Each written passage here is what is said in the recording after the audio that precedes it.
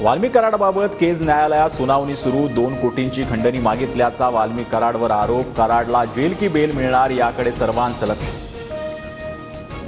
हत्या आणि खंडणीचं कनेक्शन सीआयडीच्या वकिलांचा सर्वात मोठा दावा। कराडच्या अडचणीत वाढ होण्याची शक्यता। वाल्मिक कराड सामाजिक कार्यकर्ता आणि गरीब राजकारणी। कराडच्या वकिलांचा कोर्टात युक्तिवाद। हत्येचा आरोप राजकीय द्वेषापोटी झाल्याचा युक्तिवाद। सुनावणीआधी सरकारी वकिलांचा वाल्मिक कराड विरोधात केस लढण्यास नकार। वैयक्तिक कारणास्तव दुसरा वकील नेमावा। सरकारी वकील एस देशपांडेंचं कोर्टाला पत्र। वकील JB शिंदेंकडून युक्तिवाद।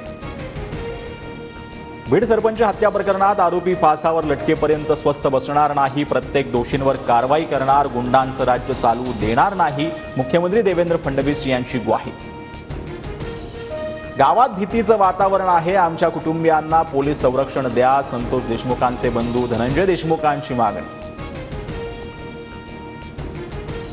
आमदार सुरेश धसांनी माफी मागितल्यामुळे मी कायदेशीर कारवाई करणार नाही। माझ्याकडून या प्रकरणावर पडदा टाकते। सुरेश धस यांच्या दिलगिरीनंतर प्राजक्ता माळेंची पहिली प्रतिक्रिया।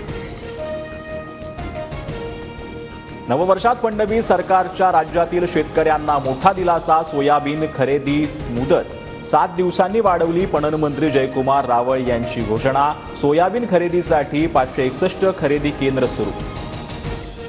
नववर्षाच्या स्वागतासाठी अवघी काही मिनिटं शिल्लक। मुंबई पुणे नाशिक नागपुरात तरुणाई रस्त्यावर। नव्या वर्षाच्या स्वागतासाठी सर्वत्र उत्साहाचं वातावरण।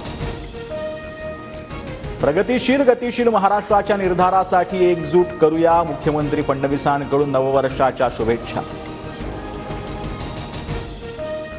गोड आणि कटू अशा अनेक संमिश्र क्षणांनी एकवटलेलं 2024 वर्ष सरतंय। नववर्षात नवीन स्वप्न, नवीन आशा, नव्या आकांक्षा, नवे संकल्प दिशा उरात बाळगू। उपमुख्यमंत्री एकनाथ शिंदेंकडून नववर्षा अभिनंदन।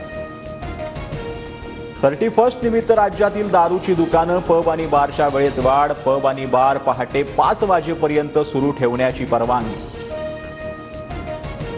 फटाक्यान आतिषबाजी करत रशिया, ऑस्ट्रेलिया आणि न्यूझीलंडमध्ये नववर्षाचं भव्य स्वागत। 2025 मध्ये प्रवेश करणारा जगातील पहिला देश म्हणून साऱ्यांना दिली सकारात्मक ऊर्जा।